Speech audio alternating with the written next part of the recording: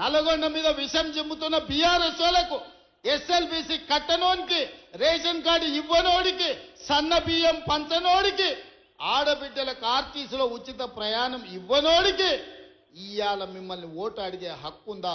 మీరు ఒక్కసారి ఆలోచన చెయ్యండి. సిగ్గు లేకుండా వాళ్ళు వచ్చినా, గంగిరెద్దులో లలాక ఇంటి ముందుకు వచ్చినా కర్రు కాల్చి వాత పెట్టండి, సలాకి ఎర్రగా కాల్చి ఈపుల వాతలు పెట్టుర్రి. ఏమన్నా తెస్తే తీసుకోండి, ఏమన్నా ఇచ్చినా తీసుకోండి, కీసలలో లాగులలో ఏమన్నా ఉంటే అది కూడా తీసుకోండి. మందిని ముంచిన సొమ్ము మస్తుగా ఉన్నది వాళ్ళ దగ్గర. ఒకనొక్కడు ఎకరాలలో ఫామ్ హౌజులు కట్టారు, పెద్ద పెద్ద బెంచ్ కార్లు కొన్నారు, గంజికి గతి లేని వాళ్ళు కూడా. అవన్నీ మనల్ని ముంచిన సొమ్మే, మందిని ముంచిన సొమ్మే. టీఆర్ఎస్ వాడు వచ్చి ఏమి ఇచ్చినా తీసుకోండి, చెయ్యాల్సిన లగ్గం చెయ్యండి.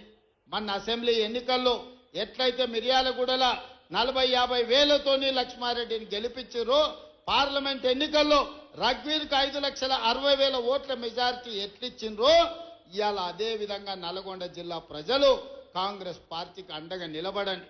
ఇవాళ మిత్రులారా, మనం అధికారంలోకి వచ్చిన ఈ 2 ఏళ్లలో 70,000 ప్రభుత్వ ఉద్యోగాలు ఇచ్చినాం, రైతు రుణమాఫీ చేసినాం, రైతు భరోసా కార్యక్రమాన్ని అమలు చేసినాం, 4.5 లక్షల పేదోళ్ళకి ఇందిరమ్మ ఇండ్లు ఇచ్చినాం.